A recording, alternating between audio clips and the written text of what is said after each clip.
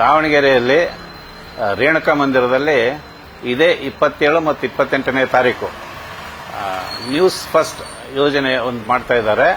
News first ಮಾಧ್ಯಮದಿಂದ ವಿಶೇಷವಾಗಿ ವಿದ್ಯಾರ್ಥಿಗಳಿಗೆ ಅನುಕೂಲ ಆಗಬೇಕು ಅನ್ನೋ ದೃಷ್ಟಿಯಿಂದ ಒಂದು ಎಕ್ಸ್ಪೋ ಎಜುಕೇಷನ್ ಅಂತ ಹೇಳಿ ದೊಡ್ಡ ಒಂದು ಕಾರ್ಯಕ್ರಮವನ್ನು ಆಯೋಜನೆ ಮಾಡಿದ್ದಾರೆ. ನಗರದ ರೇಣುಕಾ ಮಂದಿರದಲ್ಲಿ 2 ದಿವಸ ನಡೆಯೋದಿದೆ. SSLC ಮತ್ತು PUC ಆಗ್ಬೋದು, ಡಿಗ್ರಿ ಆಗ್ಬೋದು.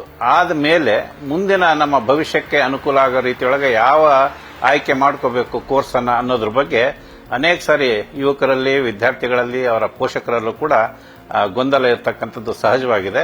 ಇವತ್ತಿನ ಈ ಒಂದು competitive education field, competitive life, ಇದರೊಳಗೆ ಉತ್ತಮವಾದ ಆಯ್ಕೆಯನ್ನು ಮಾಡೋ ದೃಷ್ಟಿಯಿಂದ ಕೋರ್ಸ್ ಅನ್ನ ಮಕ್ಕಳಿಗೆ ಎಲ್ಲರಿಗೂ ಒಂದೇ ಸೂರಿನ ಅಡಿಯೊಳಗೆ ಅನೇಕ ವಿಷಯಗಳನ್ನು ತಿಳಿಸುವಂಥದ್ದು, ವಿವಿಧ ಕೋರ್ಸ್ಗಳಿಗೆ ಸಂಬಂಧಪಟ್ಟಂತೆ ಮಾಹಿತಿಯನ್ನು ಕೊಡುವಂಥದ್ದು ಮತ್ತು ಹಾಗೂ ಕೋರ್ಸ್ಗಳನ್ನು ನಾವು ತೆಗೆದುಕೊಂಡಾಗ ಅಧ್ಯಯನಕ್ಕೆ ಅನುಕೂಲ ಆಗೋ ರೀತಿಯೊಳಗೆ ಆರ್ಥಿಕ ಸವಲತ್ತುಗಳು ಯಾವ್ದು ಸಿಗ್ತದೆ, ಬೆನಿಫಿಟ್ಸ್ ಏನಿದಾವೆ, ಅದಕ್ಕೆ ಅದು ಸ್ಕಾಲರ್ಶಿಪ್ಸ್ ಯಾವ್ದಿದೆ, ಇದನ್ನು ಕೂಡ ತಿಳಿಸುವಂತ ಒಂದು ಬಹಳ ಪ್ರಮುಖವಾದಂತ ಒಂದು ಕಾರ್ಯಕ್ರಮವನ್ನು ಆಯೋಜನೆ ಮಾಡಿದ್ದಾರೆ.